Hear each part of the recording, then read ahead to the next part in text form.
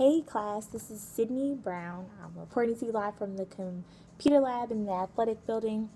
Today we're going to talk about chapters 1 through 3, which is what we've been going over in class, in addition to the things that I've learned from the lecture or the little parts that I was able to take apart and take with me. So one of the things highlighted in chapter 1 that they discuss is communication competence. Basically how effectively you're able to communicate with someone and the skills that are associated with that. I feel like that's really what our class in Elements of Speech boils down to, being able to effectively communicate. One of the things that I noted that Dr. Russell said was speaking with power and what comes along with that, so I feel like that's really important. Another thing outlined in chapter 1 was ethics. So I think that's really relevant to our time period because, like, given our generation, ethics and like morality comes up a lot because so many things go on in the world. So one of the things that we talked about in class was the Dylan Ruth case from the Charleston 9. I feel like that's really relevant right now. I feel like racial biases are really prevalent in our times, as they always have been. I'm going to connect a URL from his bond hearing, which stood out to me because he didn't really speak at all, but still sent a message across, which is another thing we learned about nonverbal communication and how important that is as well. We also talked about symbiology. I think I said that right, Dr. Russell. It's the study of the signs and symbols, which is just as important as just speaking, which comes innately. So we confuse being able to just speak with being able to communicate, which is a misconception. Another thing that goes along with communication, there are myths. One that stood out to me was quantity versus quality.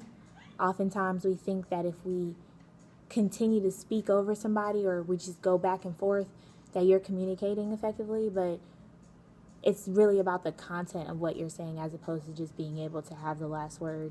So that's another thing that I learned all in chapter 1. All right, moving along, we're going to go over to chapter 2.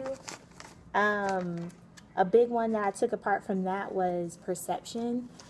Perception is very important because a lot of messages get misconstrued as a result of different perceptions and how you, in different perspectives as well. So we talked about that. Another thing I took apart from, chapter 2 is stereotyping, because we did highlight that in class. There are a lot of different stereotypes that get associated with different people based on how they look or how they carry themselves. We even talked about today in class, Dr. Russell and his locks and the preconceived notion that people had that came along with that and the bias that came along with that. Another thing that I really enjoy about this class is the constructive criticism. I think that's a life lesson, and that goes a long way because it's important to be able to do that. So yeah. All right, back to chapter 2. We also talked about culture. Culture is basically like, the learned behaviors that are communicated with a certain generation from one to another, and how to socially survive and all that stuff. So we talk about culture a lot in our class, I feel like. So yeah. All right, moving along. There are different principles associated with communication. One is that it's a process. Another one is that it's a system.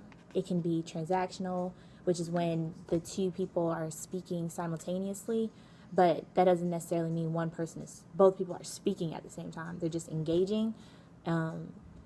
And then it can be intentional or unintentional. I learned that. What else stood out to me? Going on to chapter 3, impression management is what stood out to me, I would say. And I think that goes along the lines of what we're doing with our About Me pages. And it's basically just setting a tone and selling yourself and putting your best foot forward. So I think that's important. All in all, I love that our class is extremely relatable to the real world, and what you take from it can really put you over, because there is power in speaking effectively and communicating effectively.